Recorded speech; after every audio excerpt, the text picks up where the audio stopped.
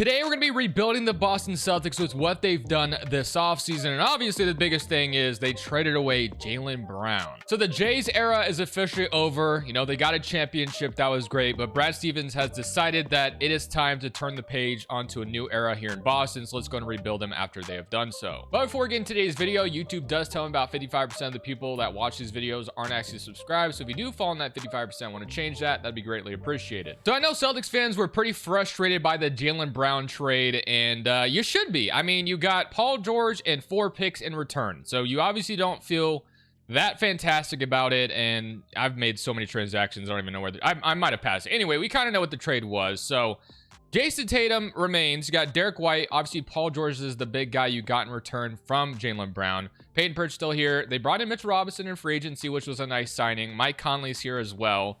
They drafted like Chris Nack and then Dylan Mitchell, I'm pretty sure. Dylan Mitchell in the second round. So that is what the Celtics have done this offseason. And there is rumors about them maybe getting Trey Murphy. And he's been on a lot of teams' radars, obviously. But to this point, the Pelicans seem to be asking for a ton to make that happen. So we'll see if anybody meets that asking price eventually. But for now, I think I'm just going to simulate with what the Celtics look like at this current moment. And I'm curious to see what 2K thinks about the Celtics now that Jaylen Brown is gone. So let's go and get straight to progression. Max Shulga, I guess, is back as well. But Derek White is already regressing down to 1 overall. Sam Hauser's down 1 overall. And then you have like Conley regressing. And then I guess Amari Williams is down quite a bit as well. Interesting. Okay. So unless I moved his overall in my share scenario, but I don't know. Anyway, let's go ahead and get into next season and this rotation. And I guess we got to make a cut right now. So it'd probably be Shulga who came back. We'll probably release him. But other than that, let's go ahead and get into the rotation, as I said. So Parent has this listed at 13th overall, which isn't too bad. We'll take that. And then you have Peyton Pritchard, Derek White, Jason Tatum, Paul George, Mitchell Robinson, Keita, Garza, Sam Hauser, Shireman, Jordan Walsh, and then that leaves like Hugo Gonzalez out of the rotation, which there was rumors that the Celtics apparently didn't want to include Hugo Gonzalez in the Giannis trade. But it sounds like it might have been that the Celtics didn't want to give Giannis the extension he was asking for. He wanted more years or whatever. I still don't understand why Luka Garza has a 99 shot tendency. I need to fix that. That is just a little too insane. So we'll give him like a 60 or something like that. Other than that, Paul George has like an 80, and Tatum should have like the freedom to be however good he wants. I mean, Tatum could definitely have himself an MVP season if he really wanted to. Paul George, we'll see. You know, obviously he has some juice left in the tank, but he's definitely not the same guy he once was. So I think we take this to the trade deadline and just see how good this team is. And if there's a transaction to be made at the deadline, then we'll make it. Again, Trey Murphy could be on our radar, but we'll have to see if we can match his salary at the deadline pretty easily.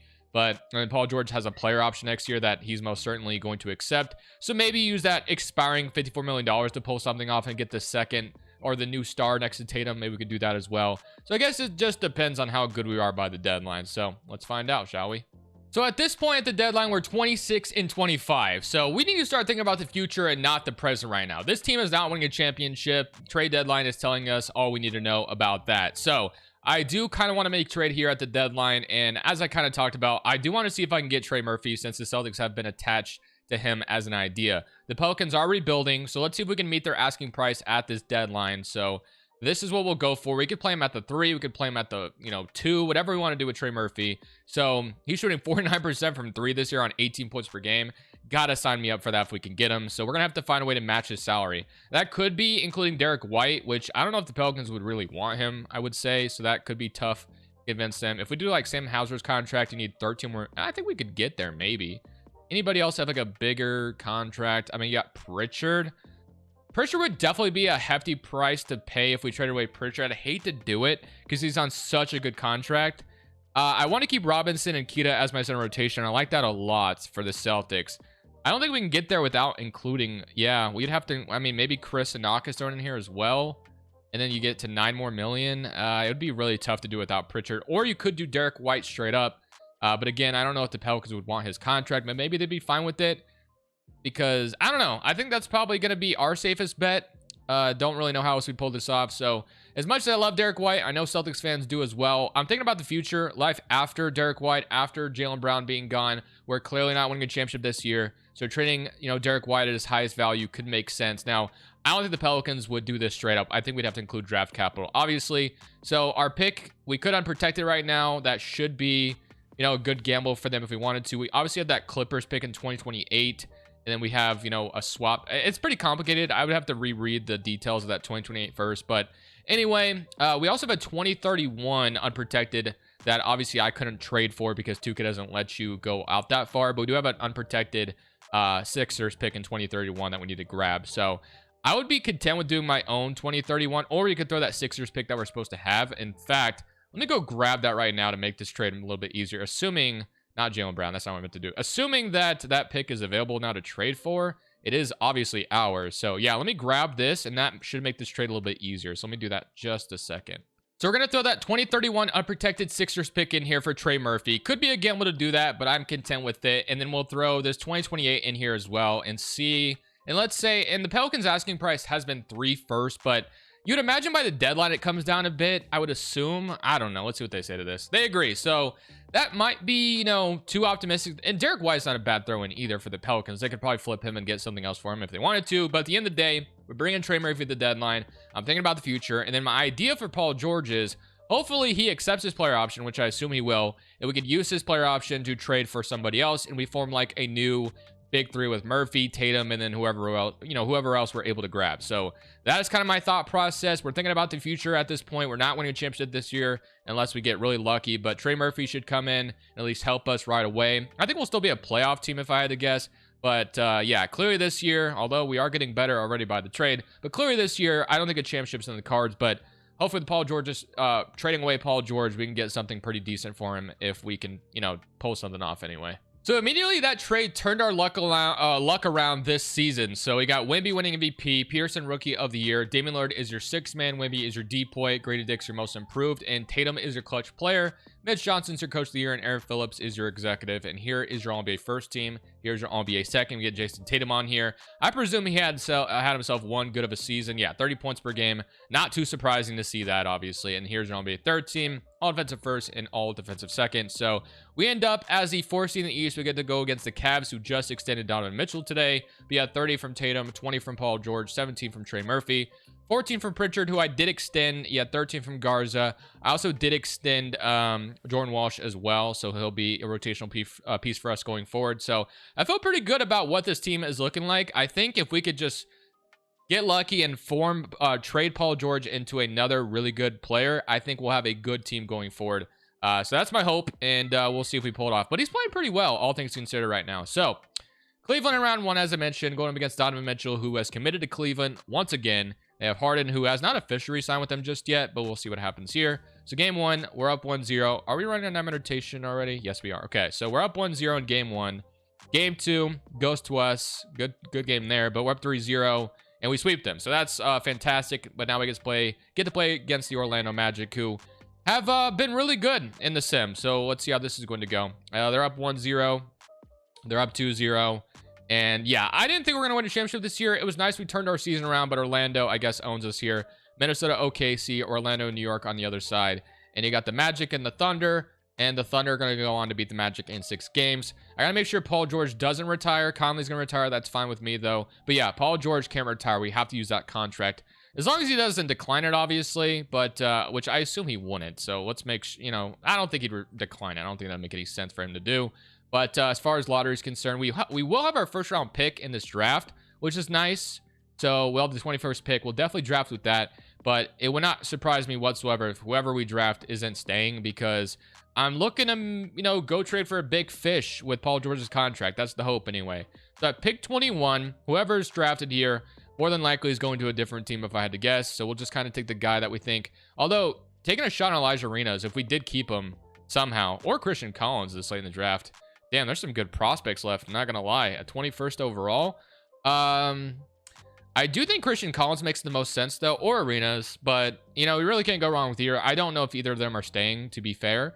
But we'll go ahead and take Arenas. He's going to be a 72 overall. Might be thrown in the trade. Of course, Paul George does indeed accept his player option. We're going to accept all of these options as well. And then qualifying offers, Amari Williams is a free agent. But for free agency, obviously we have money to sign like a decent player for the bench. But we want to go big fish hunting. So I'm definitely thinking point guard is my favorite target by far, but clearly you might need a forward. I like my centers, Keita, Robinson, and then a developing Chris as long as he's not throwing the trade. I think I'm good with my center rotation Power forward, you know, we can move Tatum over there, move Murphy to the 3. So we could even probably start like Hugo, Hauser. I don't know if I want to start Hauser, but we could start Jordan Walsh. So we're pretty versatile here. So the biggest thing is what guard do we bring in to pair with Trey Murphy and Tatum if we can find one?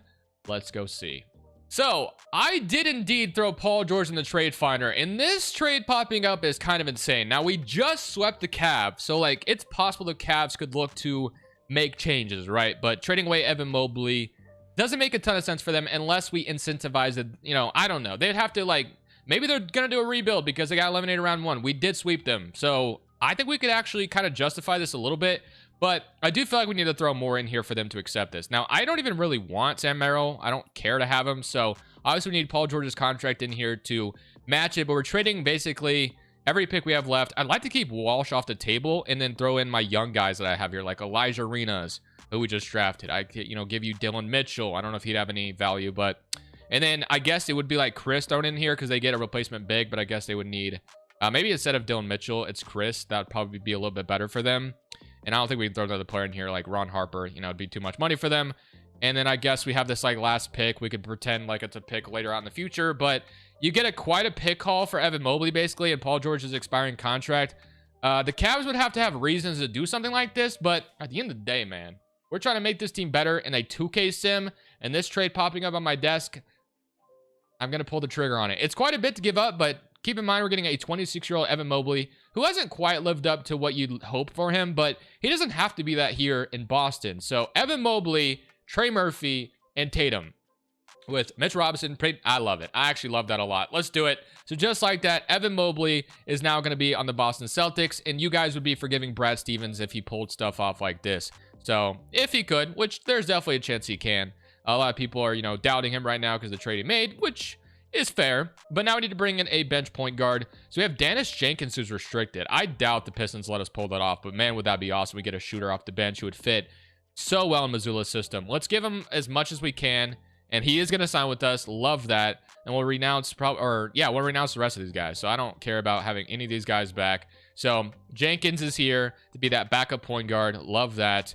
And you got Murphy, Sharman, Hauser, Hugo, Ron Harper, Walsh, and then, yeah, I mean, I couldn't think of a better trade to have made. I was thinking about a point guard, but you know what? Keeping Pritchard for about $7 million a year to be our starting point guard, I still am okay with that. I think the defense around him is plenty with Keita, Mitch Robinson at the center position. Now, how did Chris Knock develop for the Cavs? He's up to a 78. So we definitely gave up on a prospect that could be really good for us. But at the end of the day, we got to think about, you know, trying to win a championship. And I do feel like we have a shot to do that next year.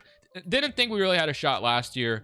It was nice to bring in Trey Murphy, who saved our season a little bit, but we are thinking about the long term, and the long term is here now. We've given up basically all the picks that we had, but that's because we have freaking Jason Tatum. There's no need to sit around and just wait for these draft picks to become something. Let's, you know, do something now with Tatum, and you could get lucky and get some rookies that could impact basketball right away. Don't get me wrong, but I do like this approach. We went a little bit better. So proficiency. We're still going to run a 10-man rotation, but this starting 5 should look pretty great. So Pritchard, Murphy, Tatum, Mobley with Robinson, Keita, Jenkins, Sharman, Walsh, and Hugo Gonzalez. I love this quite a bit. And then shot tendencies, Tatum's going to have a high shot tendency as well. Trey Murphy doesn't have a high one, but he was still playing pretty well. I'll boost it just a tad bit. And we'll give Mobley a little bit of a boost as well. So these two guys can be kind of like, you know, they're support scorers, but Tatum's going to be the one that's averaging like 28 to 30 or whatever. And then Murphy and Mobley can chip in like 18 to 20 or something like that. So let's simulate this second season. I have high hopes for this year with Mobley being brought in. He gets to stay at the 4 as well. And so far, this is looking pretty damn good. We have not lost a game until now. But all right, let's get to the end of this season. Hopefully we have a championship coming our way, but I will say we're cooling off a little bit here. Did we get an injury or something? Nope, just struggling. Okay, well, hopefully it turns around here. Jokic wins MVP. Jordan Smith is your Rookie of the Year. Josh Giddey is your 6th man. Wemby is your DPOY. And Reed Shepherd is your Most Improved. Darren Peterson's your Clutch Player. And Micah Nori is your Coach of the Year at 65 and 17. Chip is your executive in chat, gets Cup MVP. So here is your NBA first team. Got Jason Tatum making it on here, assuming he averaged, there it is, 32 and 7. So what a good season from Tatum. Here's your NBA second team. Here is your NBA third team, all defensive first and all defensive second. So we don't get Evan Mobley on here, which sucks a little bit, but that's okay. All rookie first team and all rookie second team. But the reason why I thought we could have done that, because we did get the first seed in the East. We ended up winning 53 games. So it was kind of a weaker Eastern Conference. Usually you have a guy or a team at like 60 wins or high 50s, but low 53 gets you the first seed, I guess. But here are your player stats. So I literally kind of said it on the mark. I said Tatum could average 28 to 30. He averaged 32. And I said, you know, Murphy and Mobley could average their 20 apiece, and they both averaged 22 and 20. So great stuff. Jenkins with 14 off the bench, 10 and 7 from Keita, 10 from Pritchard, 6 and 9 from Robinson. So very good stuff, but all that matters, obviously, is bringing a Larry O'Brien to Boston again. So let's see if we can do just that. So Cleveland, funny enough, is our first round matchup. So we got Harden, Mitchell, Tyson, Paul George, Jarrett Allen, Clowney, Proctor, Chris, Taj Ariza, and Elijah Arena. So game one is going to go to Cleveland. It would be pretty ironic if we lost this time around after getting Mobley. And dude, that actually might happen. What the hell? We're down 3-1. Oh my Lord. Okay. So we took one of their best players off their team, and now we might lose in round one to them after we swept them last year? Am I getting that correct? That'd be kind of absurd. But it would be, you know, not surprising, because 2K is such a weird sim. You just never know where you're going to get sometimes. Just please don't lose. That would be very embarrassing. So we won game 5, but I'm pretty mad that we're in this position in the first place. Now we're on the road in Cleveland. Have to force a game 7. And it's looking good for that to be the case, as long as we don't blow a lead here. So game 7 is indeed upon us. 52 from Jason Tatum there. Now we're at home in Boston, so we're not out of the woods just yet. Have to win this game 7. I just can't fathom losing to Cleveland after we just swept them last year and it took Evan Mobley from them. But thankfully, we do come back from 3-1. That was a little scary for no reason, but now we get to play the Pacers, who should be a team that is back in the mix in the East, obviously after taking a year off. And unfortunately for them, they didn't get their pick because they gambled with a trade. It didn't pay off at all with the Zubats trade. But okay, now we're back here. We'll go back to an invitation for now. Game 1 against Indiana. They're up 1-0, so we dropped game 1. We do win game 2, though. And we dropped game 3. Are we going to find ourselves down 3-1 again like we were to the Cavs? Or do we got something to show here to tie this series? Because obviously, going down 3-1 twice in a row is not a good look. But we do tie it up here, so that's good. All right. I am going to go ahead and bring out the imitation again. And then I'm also going to shrink down to a bench utilization of 40. And let's sim through game 5 with just not simcast. We still lose, so we actually are going to have to win game 6 and 7 to advance here. And we'll see if we could do just that. So game 6 on the road in Indiana. It is back and forth. We've taken the lead a couple times, but the Pacers have brought it right back to there, and we lose. Okay. So we lose in game 2 despite Murphy getting, game 6. Despite Trey Murphy averaging 28 in the playoffs, it simply was not good enough. So a little surprised by that. I didn't mean to click Simcast Live, but okay. You got the Magic and the Thunder in the finals, and the Thunder go on to win it all. Chet is your finals MVP. So this is the offseason of expansion. I've forgotten the last 2 videos to always do this. I feels like I always lose in year 2. Whoops, that's not what I meant to do. I need to add expansion. So let me do that. But as I was saying, it feels like I always lose in year 2. I get so amped up to get into year 3 after losing to some BS. It wasn't really BS, though, necessarily. It just didn't go our way. But you know what I mean. But anyway, let me get this expansion going. So expansion is indeed upon us, as the Grizzlies will be joining the East, or it's going to be the Timberwolves, but 2K always moves the Grizzlies over. So here is going to be your lottery luck, and wow, that pick we gave the Cavs turned into number 1 overall. Damn, dude. They got a haul for Evan Mobley. It felt like I was kind of underpaying them a little bit, but they got Chris Arenas and now the number 1 overall pick. That's actually kind of insane. Damn, I feel kind of stupid now in a way for doing that. Should I? I mean, we didn't get a championship out of the deal yet, at least not yet. You know, this still could be determined though, but obviously pretty disappointing year number 2. So we'll extend Missoula. We have to go protect players on the expansion part, but yeah, we gave up the first overall pick to get Evan Mobley, man. I don't know how I feel about that right now. So CJ Rosser could have been ours. That would have been quite the addition. Would we rather have Rosser or Mobley? I'm not sure. So expansion draft is coming. They want me to protect. I mean, unfortunately for them, I think I'm going to not protect Hugo. I'm going to protect Mitchell Robinson because I want to keep him as my, because he has a player option, I believe. So I do want to keep him if we can. And I assume he'll accept that. We shall see. So despite, the Celtics, didn't want to throw Hugo Gonzalez in the Giannis trade, if that's true, I got to keep Mitch Robinson out of that expansion draft because I want to keep him as our backup center or starting center. So, okay. And then Sam Hauser did not get taken from us. Hugo, in fact, did though. So we do lose out on Hugo, which does suck a little bit. I don't think we have a pick whatsoever. So nothing to show for that.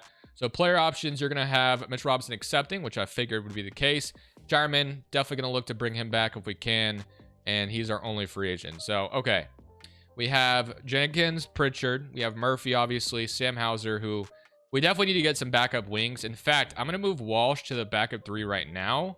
We'll do that. And then Sam Hauser's contract could probably be traded away for something better because it's a pretty big expiring. And let's see if we can get something for him if we did something like this. If anybody pops up, Sam Merrill, I guess, might be a better overall than him next year.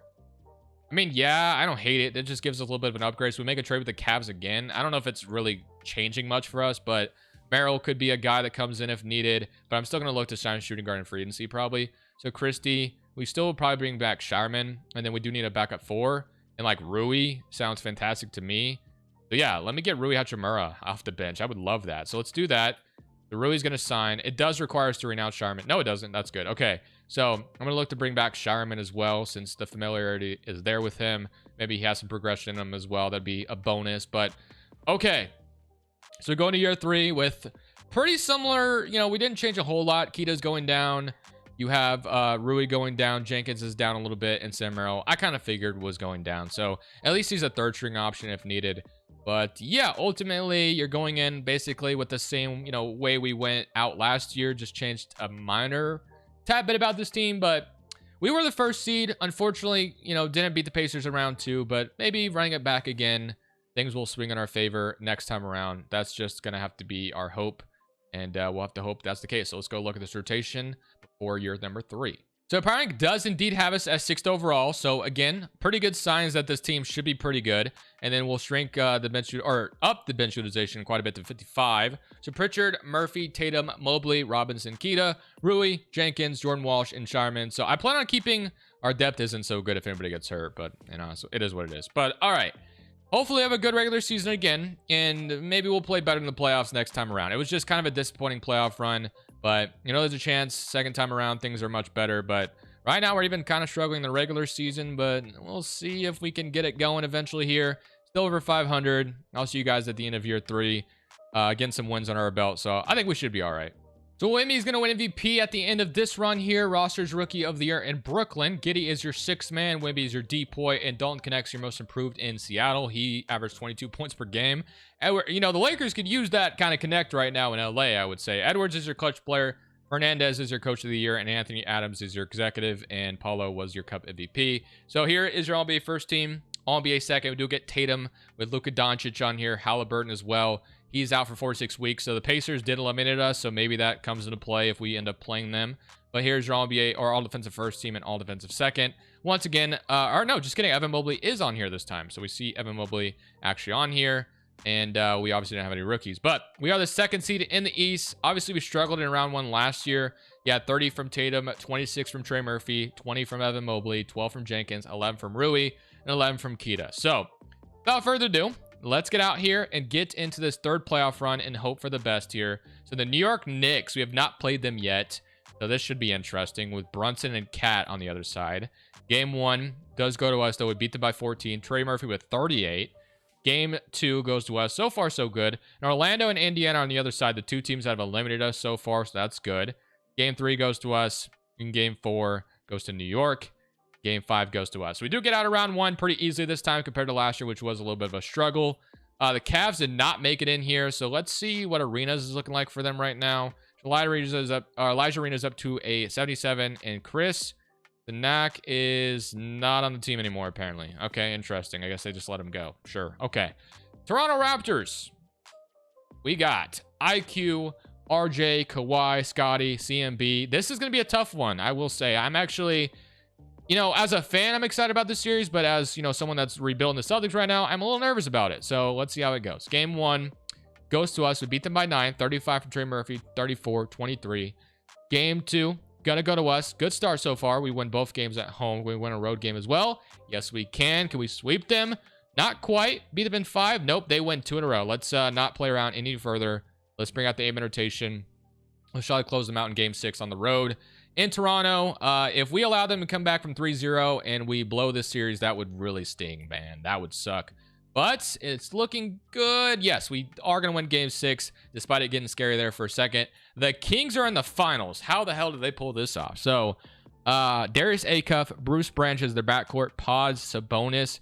I mean, I guess this is just Gobert off the bench. Okay, you know what? The Kings have just drafted well, I guess, a couple times and brought in some good free agents, and now they're in the conference finals. Shout out to them. They get to play the Thunder. So we get to play the Magic, who have obviously, had a good run today. So they got Suggs, Bane, Franz, Paulo, Claxton. That's a good center for them to bring in. Drake Whitehead, Wendell Carter, Nick Smith, Marcus Sasser. I'm actually nervous for this one. So let's simcast game 1 on the road in Orlando, because the Magic have been a team that have been really tough today. And, that's just how they've been. I actually don't even know how I would nerf the Magic if I were going to do that. Because the Magic, for whatever reason, I've explained this a couple times, when I gave them Sean Sweeney, because they hired him, they have just become so good. I don't know why that has happened, but it's just kind of happened, and they win both their games at home. And we are in the conference finals, but we're down 2-0, so that's not good. But we haven't had any home games yet, so maybe we come back. But yeah, I wouldn't even know how to nerf the Magic, man. Because, don't get me wrong, though. The Magic do look good on paper, and when they made the Desmond Bane trade, we all thought, it looked pretty good. But I don't know. They kind of disappointed a little bit. They did take the Pistons to 7, obviously, and then blew it. But I don't know. We won game 3, so we're still alive, which is good. So we got to win game 4 as well, as I was kind of going on a tangent there. But game 4, got to win this one. They take a lead, and thankfully we brought it back at the end, though. So we ended up outscoring them in the fourth quarter quite a bit. So that's good. The Magic are known to blow, leads in the fourth quarter. So it's going well so far for us. But now we're on the road. In game 5, we lost both games on the road. The home team has won every single time, but can we change that theme here? We win the first quarter, we win the second quarter, but not by much. This is still somewhat of a close game, but it looks like, okay, we're going to win game 5. So just like that, we go to game 6 up 3-2. Sacramento is up 3-1 on the Thunder right now. Do they beat them over there? They do. The Kings of all teams are in the NBA Finals. So, if you saw the Kings in the finals, you'd probably feel pretty good about yourself, or you'd be impressed. Either way, let's get out of here and go play the Kings if we can. And we do win 128-129. Conference Finals MVP goes to Jason Tatum. We get to play the Kings in the finals, like I said. Pretty interesting matchup. You often don't see the Kings simulate this well, but they've made some good moves. The one guy we have lost is Peyton Pritchard, which does suck. But yeah, he's out for the season. The Kings, on the other hand, I don't think they've lost anybody. I mean, not that I've noticed anyway. I guess Sohan's down there. Yeah, no, I don't think so. So, I mean, usually, like I said, it's the Kings. The Kings are, unfortunately, kind of a joke right now. They did just wave DeMar DeRozan and going in a new direction or whatever, but they've been rebuilding for a long time. Had that one playoff run, lost in the round 1 of the Warriors. That was a special season for them. But we're up 1-0. So can we go up 2-0 as well and kind of, take both games at home and feel pretty good about ourselves? And it's going to be a close game, too. And we are going to win game 2, 108-119. So it does look like as long as we, win a game on the road, we should have a shot at bringing home a Larry O'Brien to Boston. So, but the Kings may have something to say about, winning game 3, and they are indeed going to do that. So this series is far from over, but maybe we win game 4. Would be nice if we did. So let's go to game 4 on the road. We lost game 3 on the road, but let's see if we can take one in game 4, or the Kings going to tie this series up to 2. Hopefully not. And it is going to be a very close game 4. Very close one at that. And do we ever have a comeback late in us here? No, this is going to go tied up now. So the Kings are not going to back down. Home team has won every single game, so hopefully that continues at least here. And then we change it. And then the next one, the first quarter goes to us by 7. Second quarter is going to go to us. Third quarter, it looks like we're going to... Well, hold on. I don't want to... Oh, you know what? I'm getting a little too confident. Don't blow the lead at the end, please. Do not do that. And it looks like... Oh...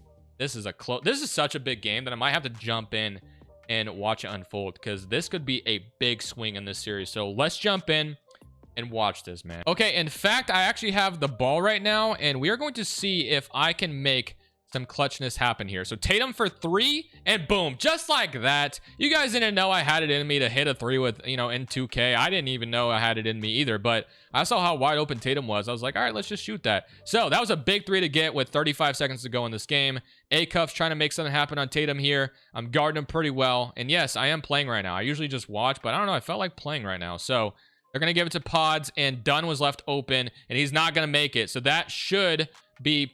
Okay, they're going to foul Tatum, which is fine. But as long as we sink these free throws, we're going to win game 5. It was looking pretty scary for us to blow this game 5 at the end there, but thankfully we jump in, immediately hit a 3 with Tatum, and now we can, you know, have a shot to put this away with free throws. I missed the first one barely, though. That's actually unfortunate. But all right, let's try to time that again. Second one, much better. There we go. So that's going to be a green release. There we go. 6-point game. Kings use their final timeout. 6-point game, cannot allow a 3, and we should be fine here. So let's go and hope we can hold them off here. All right, so let's guard the inbound. See, I don't know who done. Was it Ryan Dunn who shot that 3 earlier who missed it? I have no idea. Bruce Branch at the mid-range does make it right away, so they go for the 2 instead. I mean, there's plenty of time in this game, so I guess all respect for that. They're going to foul again. The A-Cuff has fouled out, so that's big time. See, and I keep... All right, we can't exchange, you know, 2 for 1. Let's hit the second one. There we go, much better. Missed a couple of free throws down the stretch here, but this time we're gonna stop. That, you know, they had an inbound. They got a clean look at it. We ain't gonna allow that to happen this time. So Podziemski is gonna get guarded pretty hard here. He's gonna go to Branch. Tatum, I'm gonna get right in his face. He's gonna lose the ball, and he's gonna shoot a fadeaway. He misses it, and we should win game 5. Well, of course, we have not won the championship just yet, but we've won game 5, so that's good. So we're gonna go up 3-2. Now we go on the road in Sacramento. We'll go see if we can go close this out and win this, you know, win the Celtics championship. But that was such a pivotal game 5 victory to get. I'm glad we got it, but obviously still got to win one more.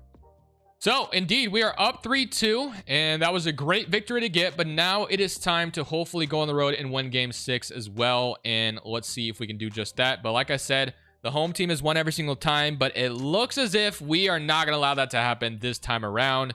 That is going to be a championship brought to Boston once again with no Jaylen Brown. It was the Jason Tatum era with Mobley and Trey Murphy. So let's jump. Did I really pull it off and I stopped it at 0 seconds? Is it going to actually let me jump in? Point 2. Wow, I actually got that right on the dot. That's pretty wild. But yeah, we blew them out, man. This wasn't even close. We're going to hit these free throws. It's going to be 127. Yeah, it is just a wash, man. So just like that, championship has been brought to Boston. I feel like this was a really fun and well-executed rebuild today. So I hope you guys did enjoy it. Evan Mobley, could the Celtics pull it off? I think it's possible. I really do, but depends what the Cavs' direction is as well. You know, you always got to wonder what the team is going to do next. So anyways, I'm going to end it there. That was a fun one and a well-executed one, but I will see you guys in the next rebuild. This is Crushables. I'm saying peace.